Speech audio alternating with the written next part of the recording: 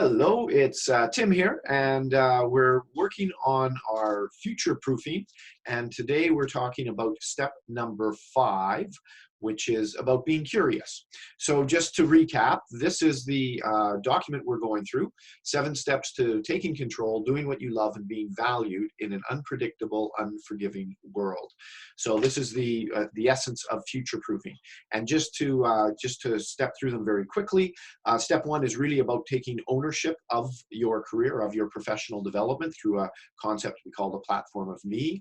Once you've taken ownership and start to account for what you're trying to do and how you're spending your time, step number 2 is the weekly heartbeat. And that is about putting up a set of practices in place that make you hyper productive, if that's certainly the goal, but essentially to keep you focused on the important work rather than a lot of the busy work and the distractions that we get up to. So that's step number 2.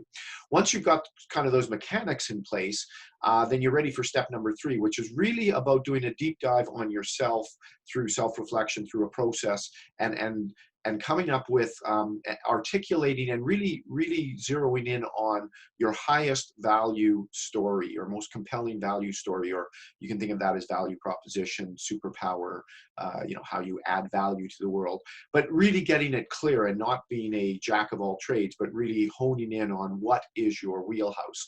And there's a process that we can take you through to do that.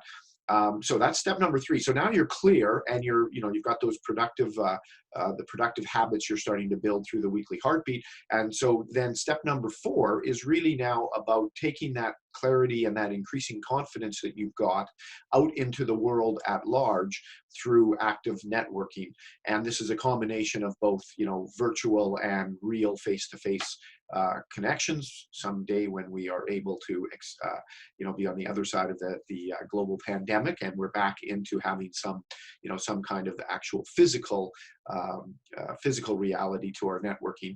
But it's really, this step is really about being clear and consistent in your message delivery, but also using that as the way to engage other people to discover what kinds of challenges they're facing, so that you can, direct as appropriate your superpower to help them solve their problems. And at the end of the day, that's kind of what networking, effective networking, is really all about, is putting yourself out there to help others.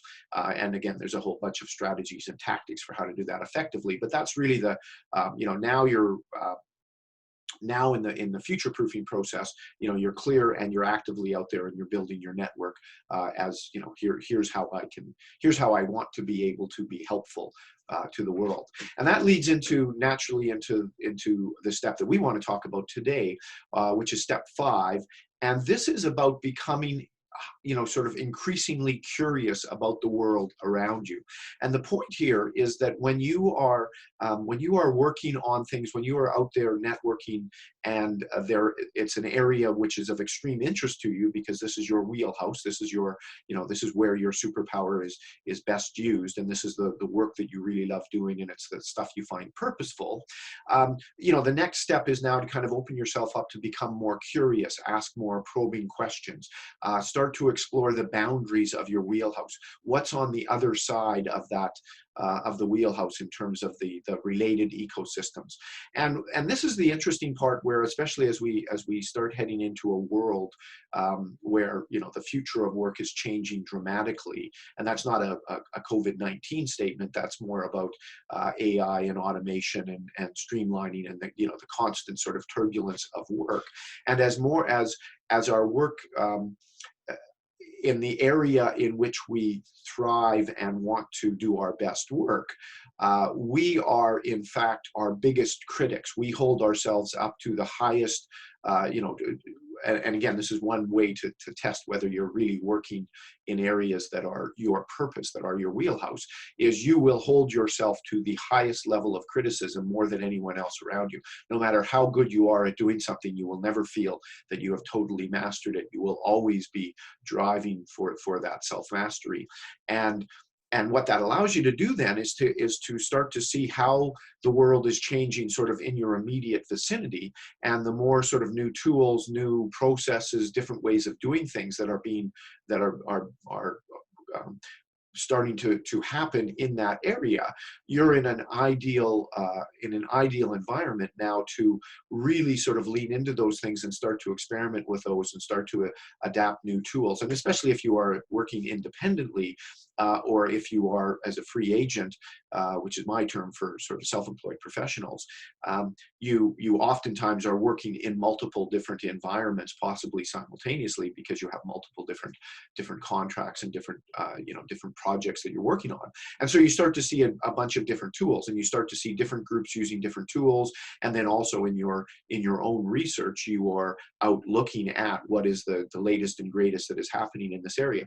And my argument would be that that is actually the way that you will inoculate yourself as best as you can in our high-tech, rapidly changing AI-dominated world, because this is the area where you want to develop expertise, and as I say, where you are holding yourself to the highest level of capabilities. And so you're naturally interested in these tools. These are the magazines that you're reading. These are the conferences that you go to. These are the webinars that you sit through.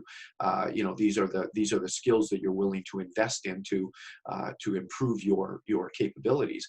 And so that makes you much more open than the most of the world around you in terms of understanding how you can adopt these new ways of practices into your own practice. And so now suddenly AI becomes a friend as opposed to a destructive force in your own business, in your platform of me, your business of one. And that goes back to step one, where we talked about sort of taking complete ownership of your career development, because now these things are enablers for you to do even better work, possibly at higher price points, possibly by doing less of the work that you find monotonous and not very interesting, and being able to lean into where you really add value. So now you're able to really hone yourself and use the available tools, the available technologies, all the learnings that are happening in the contracts that you're working on, and the customers and clients and projects that you're touching. And you're now able to sort of to create your own sort of set of best practices in terms of how to solve these problems, which are fascinating to you. So this is all, that's kind of the step 5, which is becoming more curious about the world around you, and to explore and to try new things, and to open yourself up to different opportunities. And again, these aren't opportunities that are a million miles away from your wheelhouse. These are the opportunities that are in the adjacent spaces, that touch and interact in your and intersect with your wheelhouse. So that is that's the next step. Previously what we've said is you're clear, you're confident, you're much more articulate, you are out building your network, and now it's a natural extension to start to become more curious and layer in more sort of curiosity questions in the networking that you do, in the conferences that you attend, becoming sort of super tuned to what's going on in your wheelhouse, and sort of in those adjacent spaces in the ecosystems around you. So that is, I'll leave it at that. That's step number 5. There's 2 steps left in the model, and future videos will go into those steps in a little bit more detail. But as you can now see, you're walking along a very significant path of growth, where you've gone from taking ownership of your career development, embracing that, clarifying really who you are, building productivity, capabilities, and now you're out there really making sense of your immediate world. And that's where we'll stop it for now, step number 5. And I look forward to sharing the remaining steps with you in future videos. So for now, be safe, be well, and we'll see you on the other side. Take care.